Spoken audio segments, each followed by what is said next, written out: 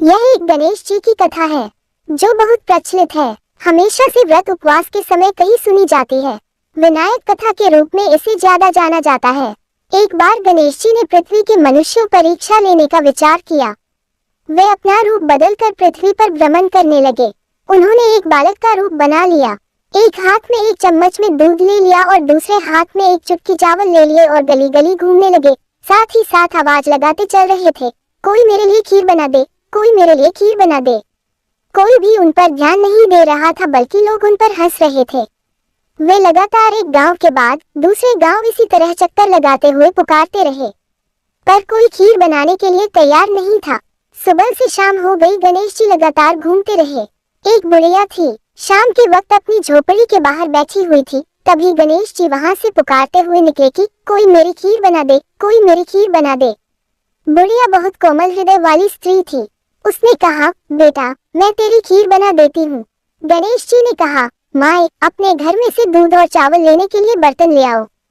बुढ़िया एक कटोरी लेकर जब झोपड़ी बाहर आई तो गणेश जी ने कहा, अपने घर का सबसे बड़ा बर्तन लेकर आओ। बुढ़िया को थोड़ी झुंझलाहट हुई, पर उसने कहा, चलो बच्चे का मन रख लेती हूँ, और अंदर जाकर वह अपने घर सबसे बड़ा पतीला लेकर बाहर आई। गणेश जी ने चम्मच में से दूध पतीले में उड़ेलना शुरू किया। तब बुढ़िया के आश्चर्य की सीमा न रही जब उसने देखा दूध से पूरा पतीला भर गया है। एक के बाद एक वह बर्तन झोपड़ी बाहर लाती गई और उसमें गणेश जी दूध भरते चले गए। इस तरह से घर के सारे बर्तन दूध से लबालब भर गए। गणेश भगवान ने बुढ़िया से कहा, मैं स्नान करके आता हूँ, तब तक तुम खीर बना लो, मैं वापस आकर खाऊंगा। बुढ़िया ने पूछा, मैं इतनी सारी खीर का क्या करूंगी? इस पर गणपति जी बोले, सारे गांव को दावत दे दो। बुढ़िया ने बड़े प्यार से मन लगाकर खीर बनाई। खीर की भीनी भीनी मीठी मीठी खुशबू चारों दिशाओं में फैल गई। खीर बनाने के बाद वह हर घर में जाकर खीर खाने का न्योता देने लगी। लोग उस पर हंस रहे थे। बुढ़िया के घर में खाने को दाना नहीं और यह सारे गांव को खीर खाने की दावत दे रही है। लोगों को कुतूहल हुआ और खीर की खुशबू से लोग खींचे चले आए। लो, सारा गांव बुढ़िया के घर में इकट्ठा हो गया। जब बुढ़िया की बहू को दावत की बात मालूम हुई, तब वह सबसे पहले वहां पहुंच गई। उसने खीर से भरे पतीलों को जब देखा तो उसके मुंह में पानी आ गया। उसे बड़ी जोर से भूख लगी हुई थी।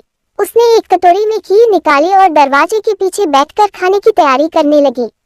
इसी बीच एक छींटा गिर गया और गणपति जी को भोग लग गया और वो प्रसन्न हो गए। अब पूरे गांव को खाने की दावत देकर बुढ़िया वापस अपने घर आई तो उसने देखा बालक वापस आ गया था। बुढ़िया ने कहा, बेटा खीर तैयार है, भोग लगा लो। गणपति जी बोले, माँ भोग तो लग चुका है, मेरा पेट पूरी तरह से भर गया है, मैं तृप्त हूँ, अब तू खा, अपने परिवार और गांव वालों को खिला।